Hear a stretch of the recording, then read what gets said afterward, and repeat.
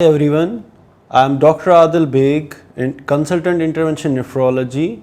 I welcome you to Avatar 2020. Greetings from Avatar and Apollo. So we are going to discuss about the ultrasonography, its basics, components of the machine, how it works. Actually the concept is how the ultrasound wave is generated, when it goes to body, what happens to it, and when it comes back to the probe, what process is done by the machine to make it the digital image or the pictorial image. So these are our basic what we have to learn today. So what is the basic physics in ultrasonography, components of the machine, modes, knobs, what we use, few knobs we should know, adjustment of the equipment, what are the transducer, different types of transducers, and how we document the findings what we have got from the patient. So as all we know that the ultrasound is not new to the mankind. It's long back we know that how sonar works, how echoes work in the mountains. So it's bats, they produce the ultrasound waves and then the waves are reverting back and they can process it in their mind. It's just like the same what we are going to learn. In basics of sound, this is a mechanical energy. It's actually a pressure wave or the vibration heard by the human ear in the frequency of 20 to 20,000 hertz, and it needs a medium to travel. It can be water, it can be air, it can be solids, anything, but it cannot travel in the vacuum. So particularly ultrasound are those sounds which have a frequency of more than 20,000 hertz, and in the diagnostic ultrasonography we use very high frequency ultrasounds in the range of 2 to 30 megahertz. Megahertz means the million hertz. So what are the terms used in the sound physics? First is the cycle. Cycle, it starts, the wave has two, one is the trough and one is the peak.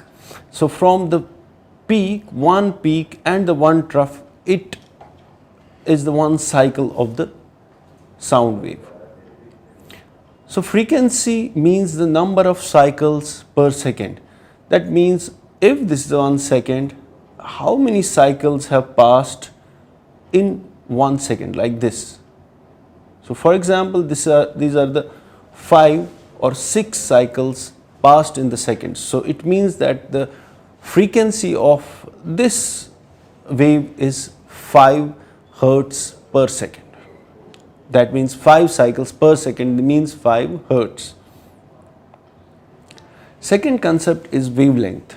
So wavelength is the distance between similar 2 points. It's from the back to back waves, the difference in them, the length between them is known as wavelength. So we can measure it here. This is the wavelength, this may be the wavelength, and this is the wavelength of this wave. I have shown this picture because it's more frequent. There's a frequency is more. These are the frequent waves and the less wavelength. So the wavelength is from this peak to this peak is the wavelength, and how many cycles are passing in a second is a frequency. This wave has a less wavelength. As we saw this is a more frequent, less wavelength. This is less frequent and more wavelength. So this is the wavelength, or this is the wavelength, or this is the wavelength. The distance between two peaks, two center points, or two troughs is the wavelength. So more the wavelength, more the frequency. More the wavelength is the less the frequency, and less the wavelength, more frequency. So wavelength and frequency is inversely proportional. Amplitude of the wave is the force or the power of the wave. So it's a dynamic factor, it can change. The wave can have wave can have high amplitude, it can have high amplitude, low amplitude. Maybe that wave have fixed frequency, fixed wavelength, but the amplitude can change. This is the dynamic factor. So this is the baseline, and from this baseline to this peak is the amplitude. It can vary. It can have high amplitude wave, low amplitude wave. So sound travels in a medium. Actually, sound is a pressure wave. It travels in a medium by compression, means condensation, and rarefaction. So it travels like this. These are the compressions, these are the rarefactions. So it travels like a caterpillar. So imagine a caterpillar crawling on this table. So it squeezes, then flattens, then squeezes, then flattens. It's like the wave, it travels in a medium. So these are rarefactions and these are compressions. So these are compressions and rarefaction. One compression and one rarefaction forms one cycle. And how many rarefactions and compressions pass in a second is frequency, and that's measured in hertz. So we got to know that compression, rarefaction per second is hertz per second and is a frequency. Now we'll see the properties of ultrasound. So the ultrasound has a velocity which depends on the density and the compressibility, that is the stiffness of the medium. Air has the least velocity. In air it travels less fast, and in bone it travels fastest.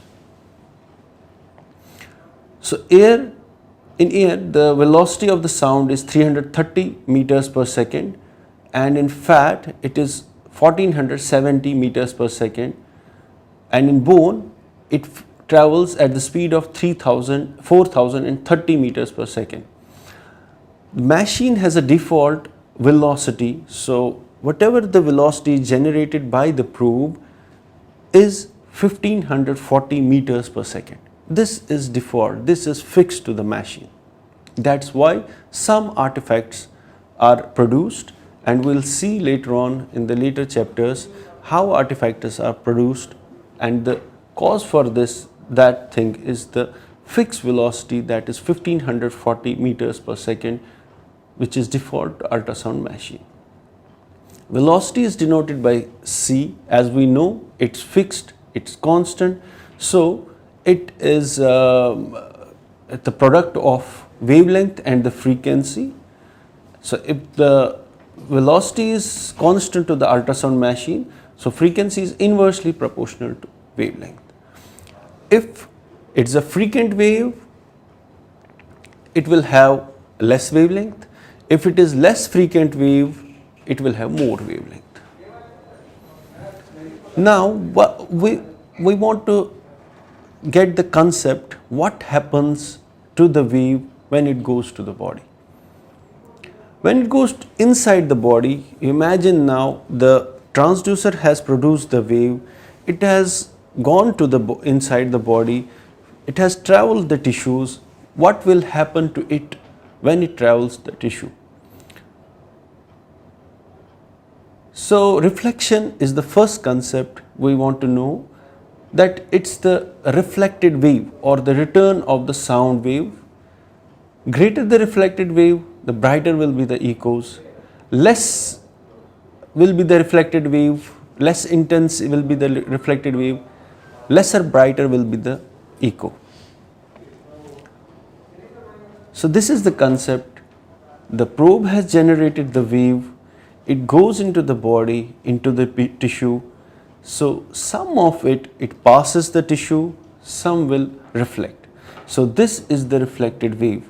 When it hits back to the probe, the image will be generated as per the reflection, the intensity or the intensity of the reflected wave. Now the second concept is a refraction. So some waves, they doesn't return back to the probe. For example, at the angular tissues, they get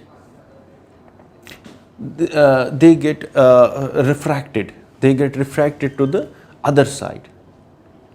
Like this, for example, this is the border of the liver.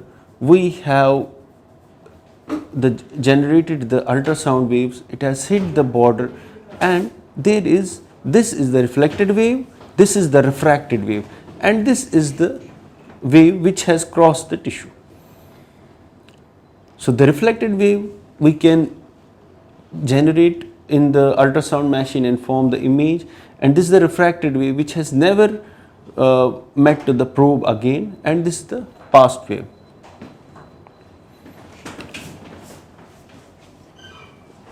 So then there is a concept of absorption. Sound waves, they get absorbed. This is the probe generating the sound wave, and it has gone into the tissue and it has absorbed and formed the heat. More the amplitude of this wave, more will be the heat produced.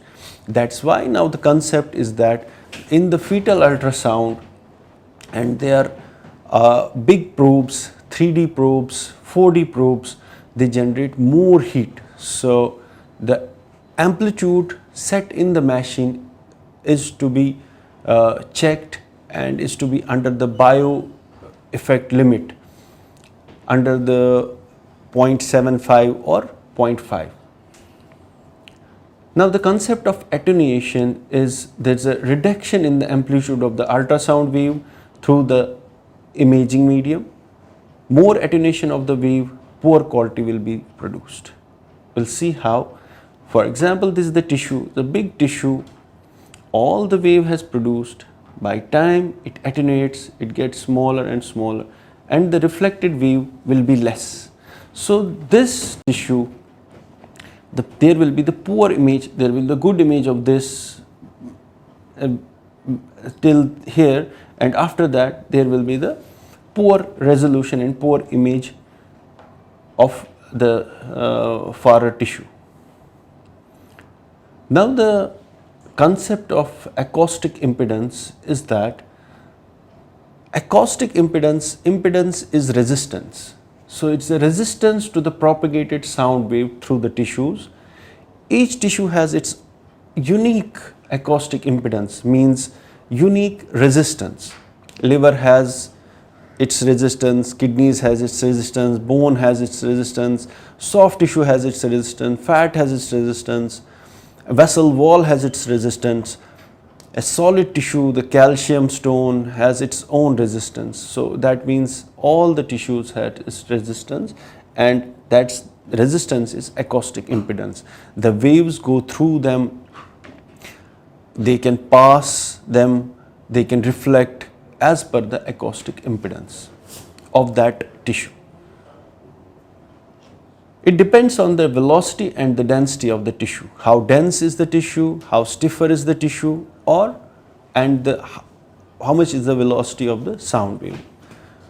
So in ultrasound machine, this velocity is set, it's a constant, and the density of the tissue changes. Fat has its own density, subcutaneous tissue has its own density, liver has its own density, bone has its own density, air has its own density, lungs, other tissues has its own density. So impedance is measured in megareals and is denoted by Z, and impedance is equal to density of the tissue into, it's a product of density and the velocity. Velocity is constant, so it's equal to density of the tissue.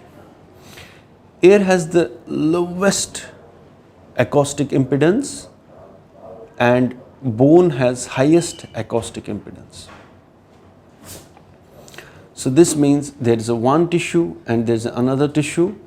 So at the first tissue, surface of the first tissue, some echoes will be returned to the probe, some will pass, and at the another surface again same thing happens.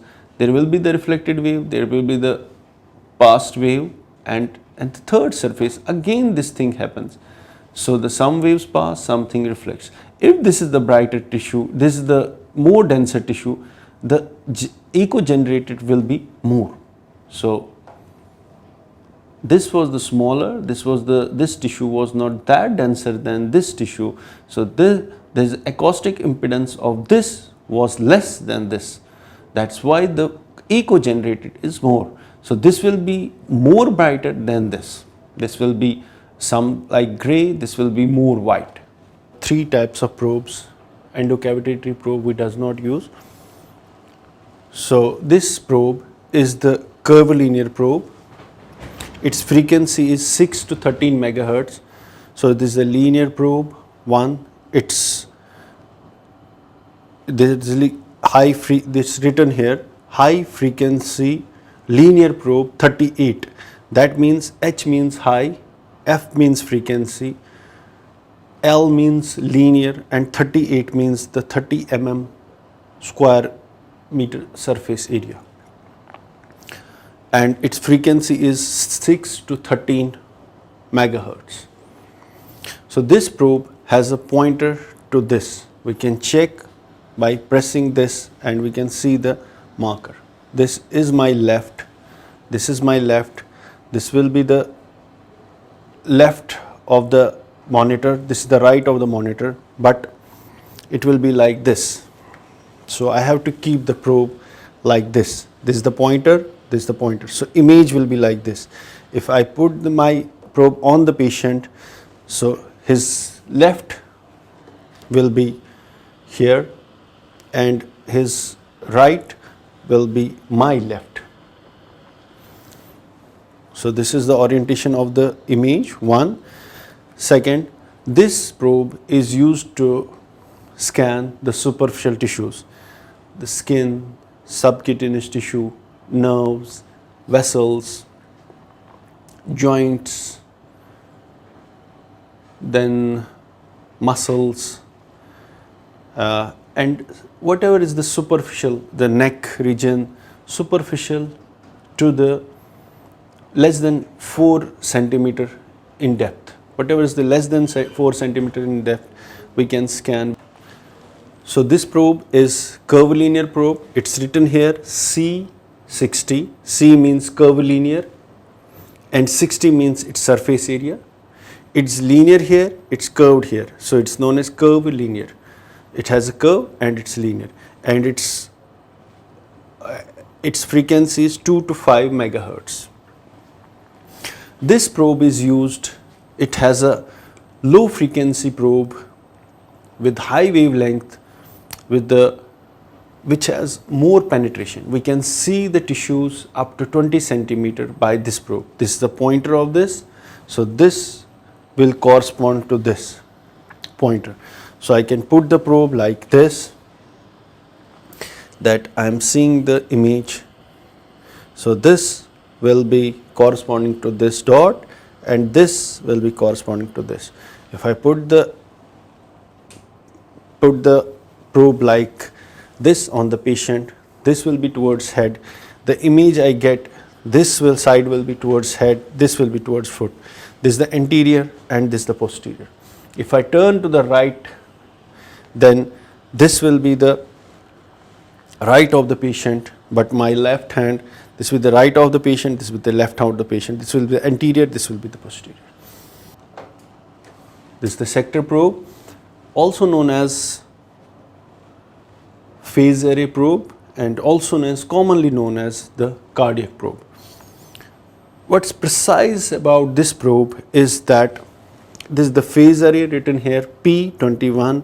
That means it has a P, it's a phased array probe, and its surface area is the piezoelectric material is put under this matching layer, 21 mm square surface area, and its frequency is 1 to 5 megahertz. A very low frequency probe. It has more penetration, and see This is the linear thing, it's a square or square like thing, and this, the piezoelectric material, is put at the center, so that what is special about this probe is that it can see through the small windows.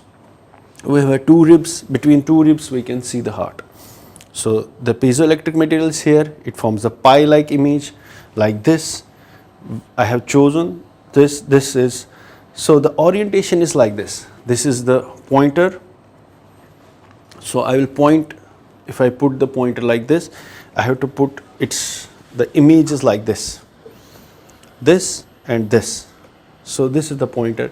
When I put it on the heart, so his left tissues will be the hair, and the right side tissues will be. So now we are going to see the probes, how we have already discussed their basics. Now we are going to use them. I will put the probe, this is the linear probe, I will put the probe on the carotid region.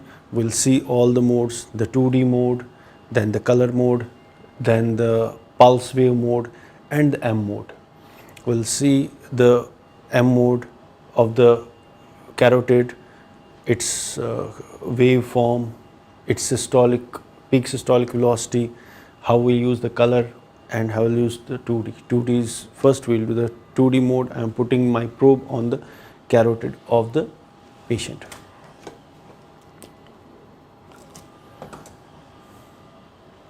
So this is the orientation of the probe. My image will be like this. This will be the right side of the patient, this will be the left side of the patient. So now this is the carotid artery.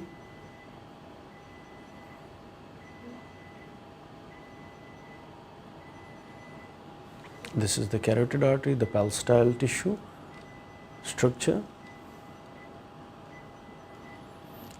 So I am in the 2D mode. Now I want to see the color mode. I am seeing the color mode by putting the color mode in the window.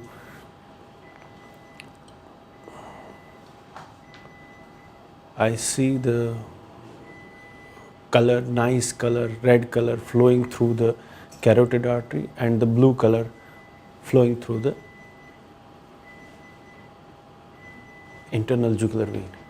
Now if I want to take its flow, I will take the pulse wave. This is the Doppler gate, and the Doppler gate is at the angle. So we have to keep it the angle, not at the 90 degree, we keep it in the 60 degree, or we keep it on the 180 degree. So I'll keep in the center. We'll see the flow through this window at the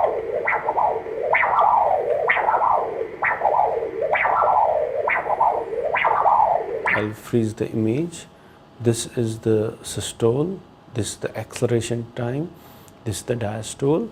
So we can have a calculations also. We can have a flow, blood flow through this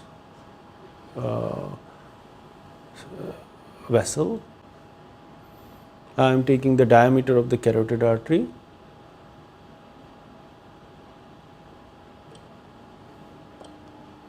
Now I'll take the time average velocity.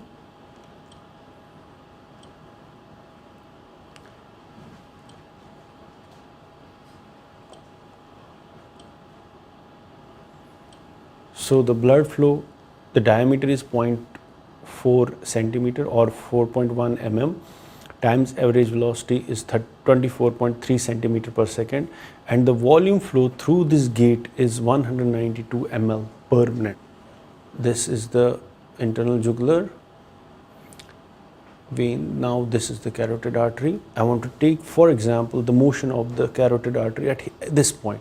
So I will use the M mode. So by using M mode, I am getting three informations. One, this is the carotid artery. The motion of the carotid artery at this point and at this time, I will get it. Second thing, the wall of the vessel, this is the intima This is the media and this is the surrounding tissue. And the third thing, I can calculate its diameter. So it's around 0.6 centimeters. So I'll go again to the 2D mode.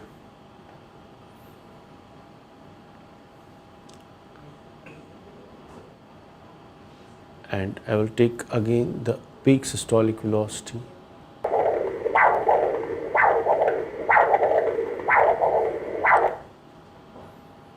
And this is the color mode now. So I can see the plaques, I can see the thrombus, I can see the vessel wall, I can see the medial intimal thickness.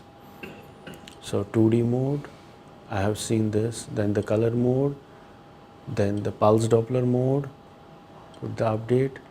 Second probe, that is the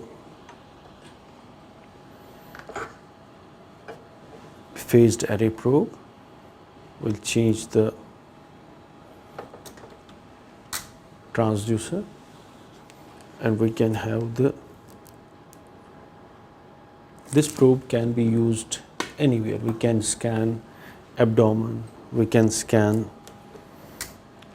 heart, we can scan lungs, but we cannot scan the superficial tissue, superficial to the probe, that is less than 4 centimeter, we cannot scan.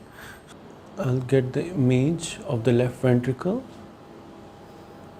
As we see, these are the valves. This is the mitral valve, this is the movement of the mitral valve, this is the interventricular septum, this is the right atrium, and this is the right ventricle, this is the left ventricle, this is the left atrium, and these are the aortic valves, and this is the aorta outlet. So we can use M mode to see the ejection fraction. We'll put the M mode. If I swing my probe like this, so there are the papillary muscles. We have to avoid the valves and the papillary muscles. Now we'll go like this. We'll use M mode. M mode we are using like this, so we can see the cavity. This is the left ventricular cavity in diastole. This is in the systole. This is the interventricular septum, and this is the part of the right ventricle. So I can measure the distance of in left ventricle and interventricular septum cavity in diastole, in systole, and I'll get the calculations. We have a calculations, we can get the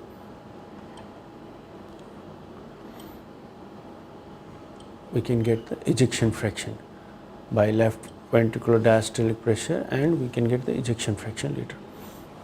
So this is the M mode. Then we'll go to the color mode. We have to see the valves. So blood from the left atrium is going towards the left ventricle. Valves are closing nicely. There is no regurgitation. All the flow is going to this, and then there is outflow from the left ventricle to the aorta, and there is no regurgitation. So this will give you the idea, and there is a pericardial space. There is nothing in the pericardial space. Now we'll use the Doppler, this pulse wave Doppler at the site of the valves.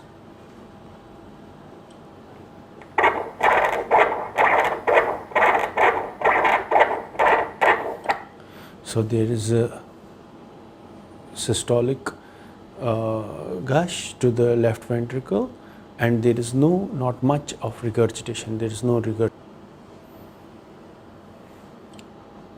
These are the lungs.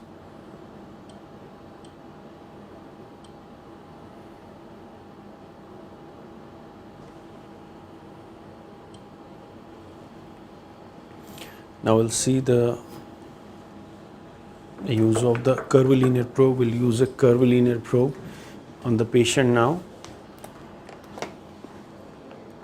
I'll change the probe transducer in the machine, the jelly. So we already know this is the curvilinear probe with the frequency of 2 to 5 megahertz. We can scan his kidneys. So this is the orientation. So it's like this. It's like this. So if I touch this, this corresponds to this. So my probe orientation is on the patient. Either I go to the head. If I do like this will be towards head, and on the right side. This will be the right side of the patient, but the image will be on the left side of the screen. So we'll scan his kidneys. I'll put the probe. Now the few knobs of the patient, as we already know that we have not taken this machine as a cockpit, we have to take this machine as a DVD player. So all DVD players has few controls. We know there's a rewind button, there's a pause button, there's a forward button, there's an on-off button. So like this, the machine is having this is the on-off button. There is the zoom button. Then there's the auto gain. We can zoom the image. We can have auto gain. We can have manual auto gain of the. We have the auto gain of the higher image above the upper part of the image. We can have gain of the lower part of image, or we can have an overall gain by this, or we can put the overall gain and we have a auto overall gain. Then there's a calipers. There are few calculations we can do. We can select the image, we can freeze the image, we can select the button what we want. This is the freeze and unfreeze button. And this modes we have already done, the 2D mode, the color Doppler mode, then the pulse wave Doppler mode, and the M mode. And so for example, I have to write something. I will put a text, right radial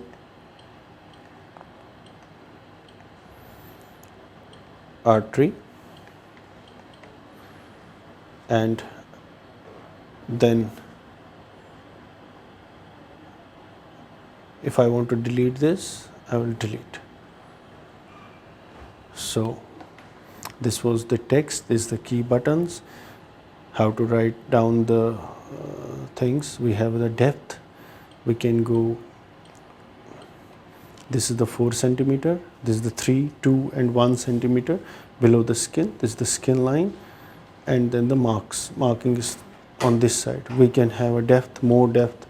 So this is the linear probe. Now it will go up to 6. After 6 centimeters it cannot show anything. So for example, if we go to the other probe, we'll select the transducer and we'll use the depth button. So broadly you have to remember one depth button. You can have a depth, so depth up to 11 centimeter, 13, 15, 18 centimeter, 21 centimeter. These are the markings, 1, 2, 3, 4 like this, and you can go up to 25 centimeter. Beyond 25 centimeter there will be poor resolution, but this machine can show up to the 30 centimeters with the curvilinear probe. So this is the depth button. Then the auto gain button, what we have seen, there is a manual or the auto gain. Then the zoom button, you can have a zoom of that picture. You can have the you can write down the things, you can enter the patient, and you have different modes, and you can save the clip and you can save the image, still image. We want to save the still image, we have to put this. If you want to save the clip, you can press this, and these are the few buttons which we should know. There are few things to operate this. It's a very easy thing to master. It needs around 1 hour to master, not more than that, but you have to understand the machine, its mechanics, its working, then you can work with ultrasound. Thank you.